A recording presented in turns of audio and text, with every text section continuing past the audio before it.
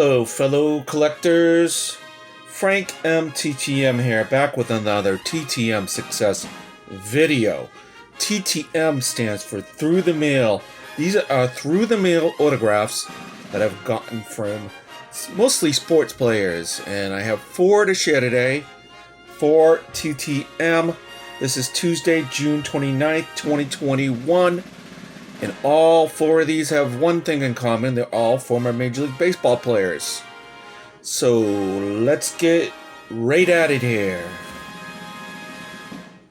First in the box, we have a 2 for 2. This took 10 quick days for a $10 fee out of Charlotte, North Carolina. We have Mr. Frank Viola. Sweet music on this 1987 Topps for the set with the World Series champ 1987 inscription on it. I asked for that. And on this 1993 Topps Stadium Club for my Bo Sox. Nice. This is Frank John Viola Jr. He was born April 19th, 1960 in Hempstead, New York. He grew up in East Meadow, New York. Nicknamed Sweet Music, Viola was a 6'4" left-handed starting pitcher that played 15 seasons, 1982 to 1996 in the majors, 7.5 of them with the Minnesota Twins, about 2.5 seasons with the New York Mets, 3 seasons with the Boston Red Sox, and he rounded out his career with 3 starts with the Cincinnati Reds in 1995 and 6 starts with the Toronto Blue Jays in 1996.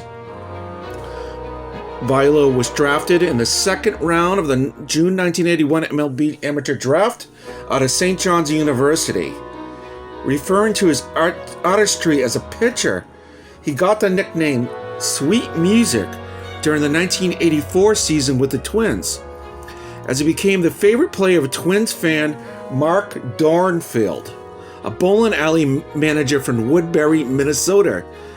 Dornfield made a bedsheet banner that read, "Frankie Sweet Music Viola," and started hanging it in the right field upper deck just inside the foul pole at the Metrodome.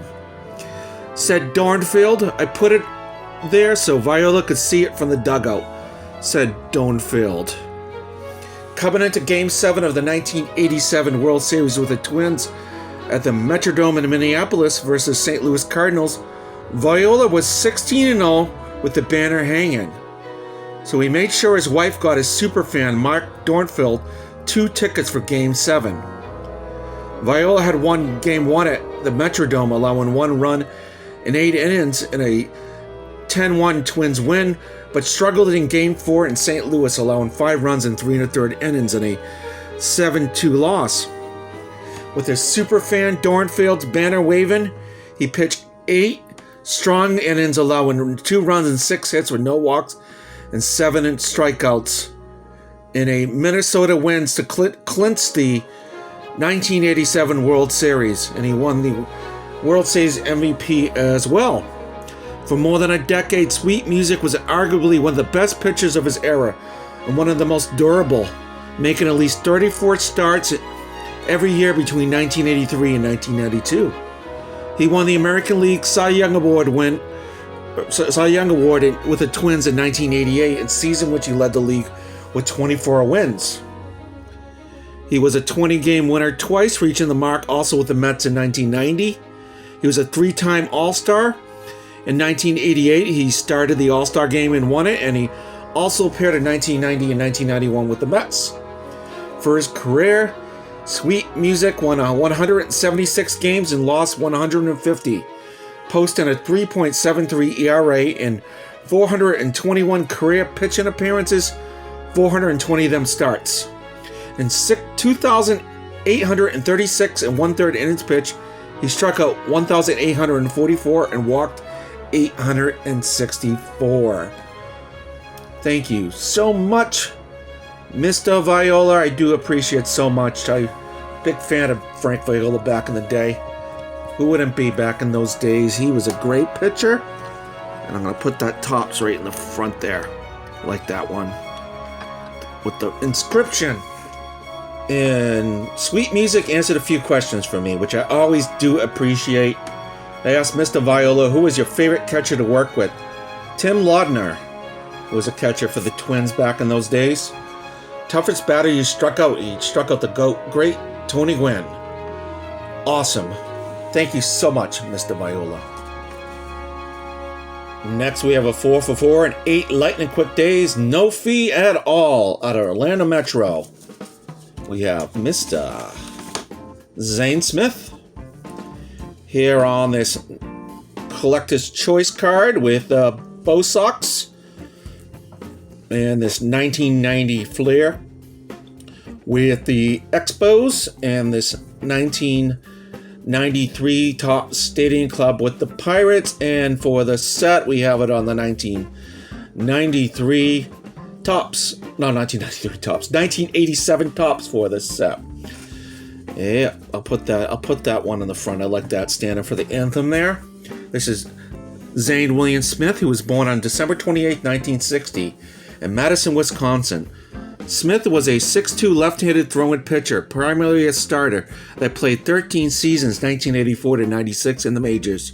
5.5 of them with the Atlanta Braves, parts of 2 seasons with the Montreal Expos, parts of 6 seasons with the Pittsburgh Pirates, and 2 stints with them, and he played 1 season with the Red Sox.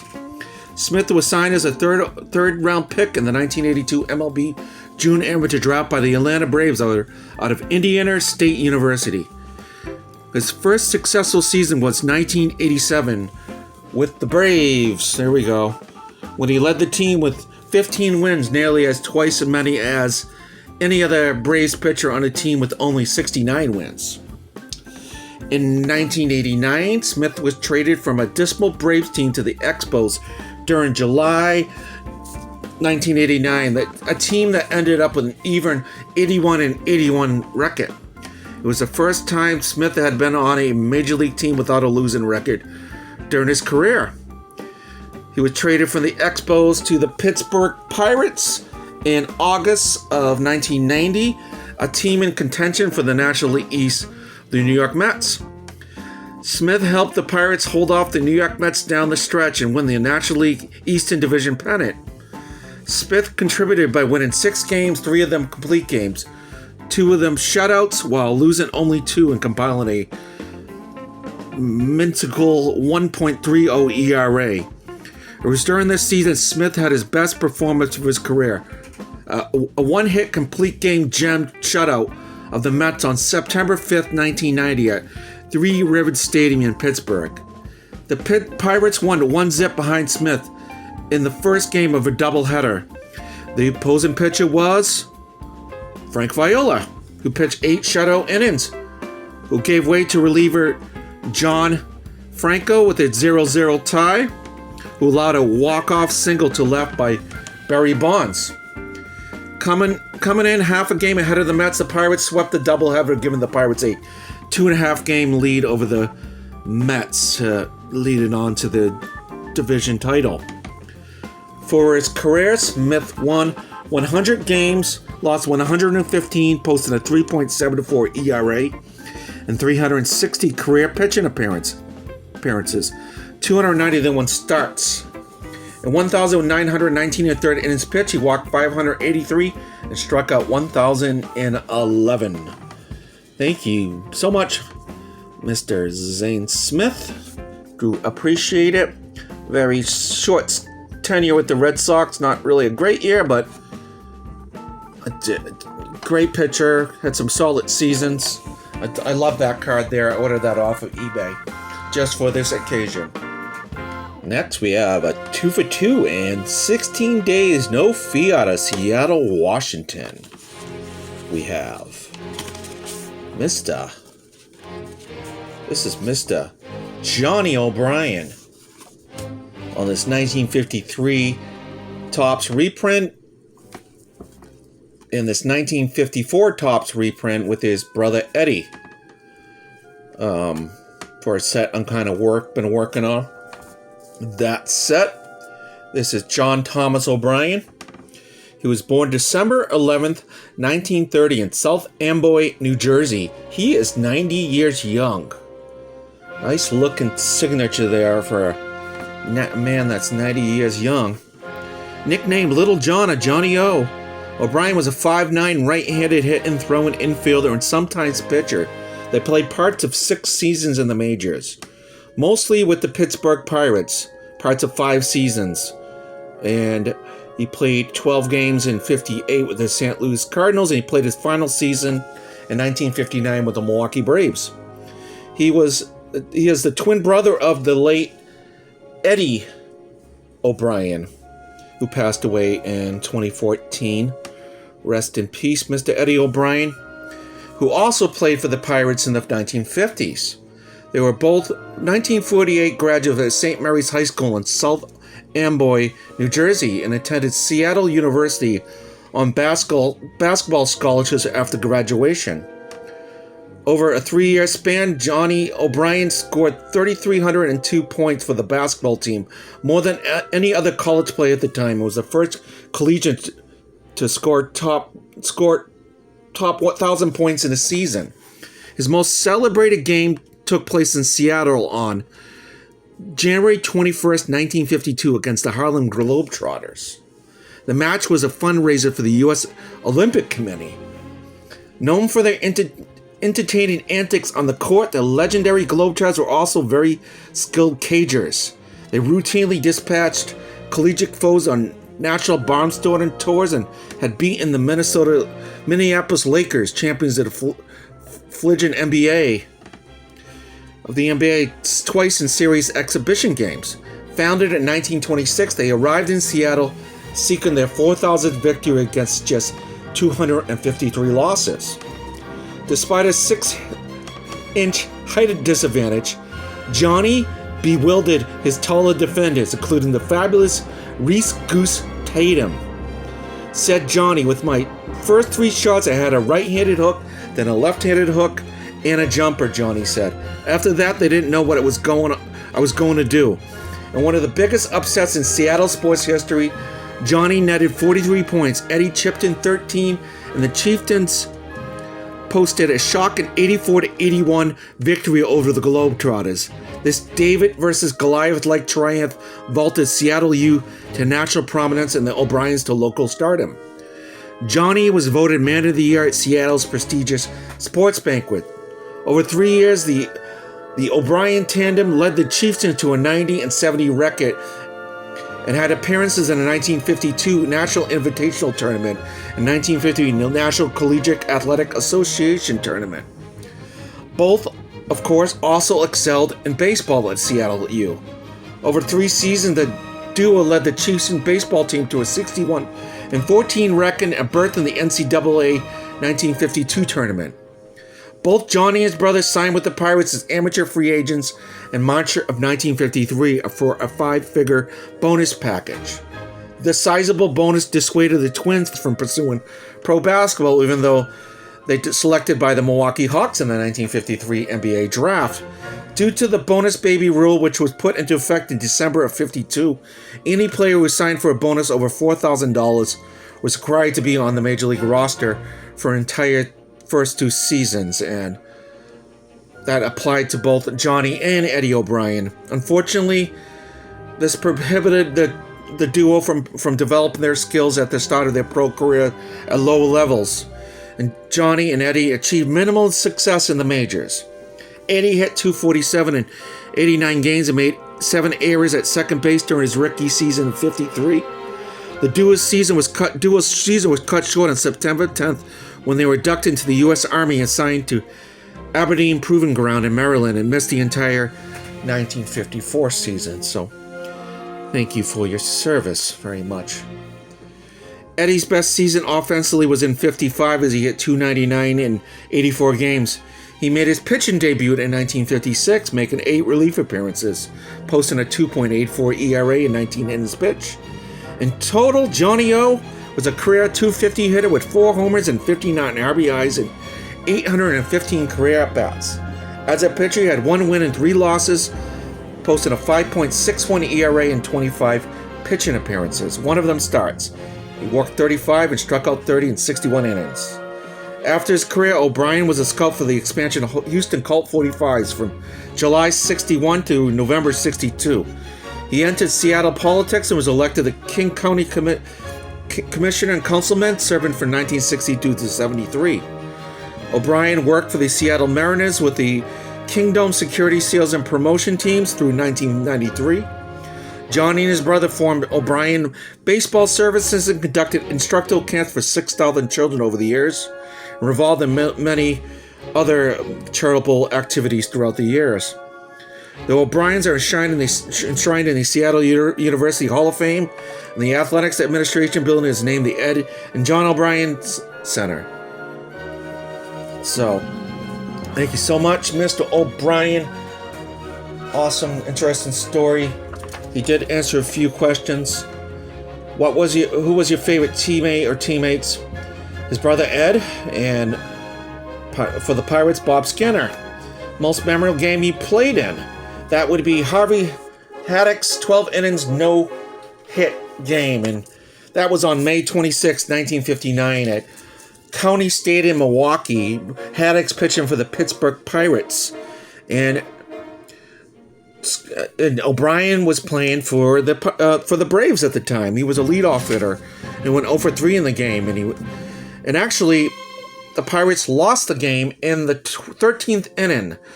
So Haddock nearly had a perfect game, but he allowed a run in the 13th inning to lose the game.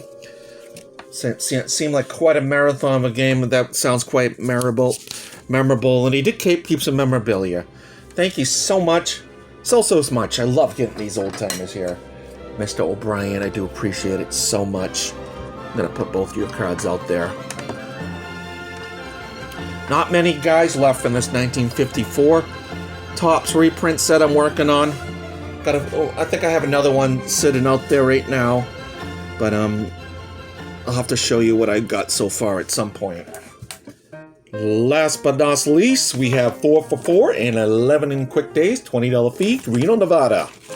We have Mr. Dave Kingman on this 1988 Pacific Legends card. I got this out of a pack that Flying Dutchman card sent me in the Packapalooza a few months ago. Looking sweet there. This is on the 1981 Topps traded with the Mets, and the 1981 Topps base set with the Cubs, and the 1987 Topps with the A's. All three of these for the set. We have David Arthur Kingman was born on December 21st, 1948 in Pendleton, Oregon. Nicknamed King Kong or Sky King. He was a 6'6" right-handed hitting, right-handed throwing, power hitting outfielder and first baseman that played 16 seasons in the majors, 4 of them with the San Francisco Giants. He spent 2 stints with the New York Mets in the 70s and the 80s. In 1977, he played for the Mets, Padres, Angels, and Yankees. Moved around a lot in that season. Spent 3 seasons, 78 to 80 with the Cubs, and spent his final 3 seasons with the A's. He's the first overall pick in the 1970 MLB June draft, secondary phrase out of University of Southern California, selected by the San Francisco Giants. He made his major debut on July 30th, 1971, pinch running for Willie McCovey, and finished the game at first base. He had a home run in the next game, a grand slam, and he hit 2 more a day later.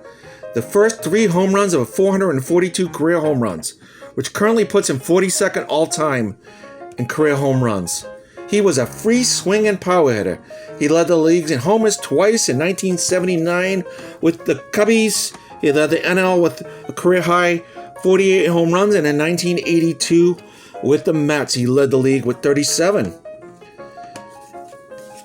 He also led the league in strikeouts 3 times too. And he was selected to 3 All-Star games, and along with his 442 career home runs, he hit for 236 and had 1,210 RBIs and 6,677 at-bats. And thank you so much, Mr. King Kong. This is the second time I've gotten him. Got him a while back. He was an early return.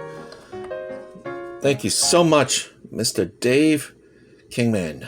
A little bit of a longer video today. I had a lot to say about some of these guys here. Loving it.